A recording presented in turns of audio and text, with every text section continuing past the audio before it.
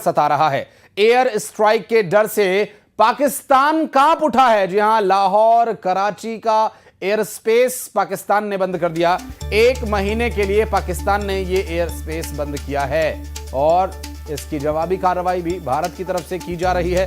फिलहाल मिल रही जानकारी के अनुसार लाहौर और कराची समेत कई जो रूट हैं भारत के लिए कारगर सिद्ध होते रहे हैं अब तक, और इन्हीं रूट्स पर से होकर आगे की जो हवाई यात्रा है वो की जाती रही है। और ऐसे में पाकिस्तान के द्वारा एयर स्पेस बंद किया जाना, और ये देखिए फेंसिंग का भी काम चल रहा है, जहां पर फेंसिंग होनी है, बाड़ लगाई जा रही है और पाकिस्तान पर एयर स्ट्राइक का जो खतरा मंडरा रहा है, इस खतरे के बीच पाकिस्तान के द्वारा एयर स्पेस को बंद किया गया है। और इस एयर स्पेस से अब कई तरह के सवाल भी उठ रहे हैं, हालांकि इस पर राजनीतिक जो बयानबाजी है उसके बारे में भी बात करेंगे, लेकिन मिल रही जानकारी के अनुसार और क्या है डिटेल, शंकर आनंद हमारे सहयोगी इस वक्त हमारे साथ जुड़ गए हैं। शंकर, लाहौर कराची का ये वो एयर स्पेस है जो अमूमन भारत और इस पूरब के साइड के जितने भी देश हैं उस एयर स्पेस को इस्तेमाल करते रहे हैं यूरोप और अन्य देशों पर जाने के लिए, लेकिन अब स्ट्राइक का डर है पाकिस्तान को, जिसकी वजह से ये एयर स्पेस बंद किया गया।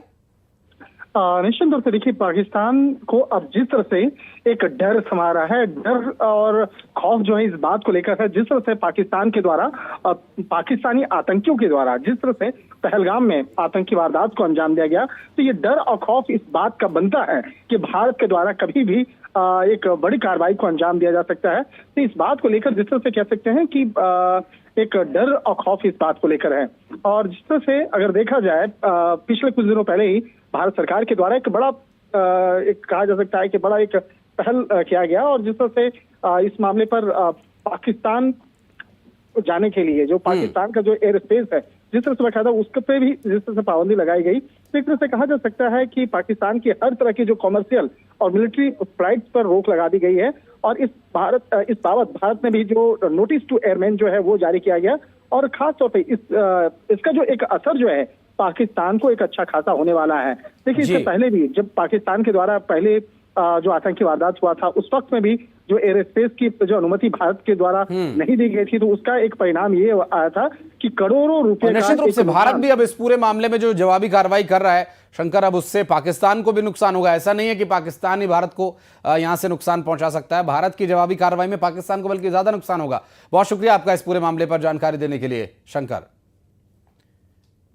और पहलगाम में हुए कायरतापूर्ण कृत्य के बाद हलचल तेज है, आतंकी हमले की जांच जारी है। और इस बीच एनआईए के डीजी सदानंद बसंत बैसरन घाटी पहुंचे और हादसे की जगह गए, पूरी तफ्तीश की। एनआईए पहलगाम आतंकी हमले की जांच अभी भी जारी है। मिल रही जानकारी के अनुसार एयर स्ट्राइक के डर से पाकिस्तान कांपा तो, लेकिन अब मिल रही जानकारी के अनुसार जो जांच है वो लगातार की जा रही है।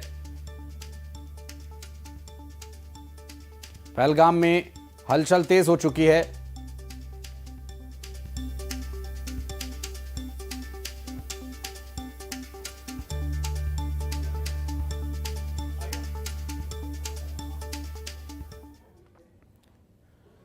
पहलगाम को लेकर पाकिस्तान भारत के चक्रव्यूह में घिर गया है।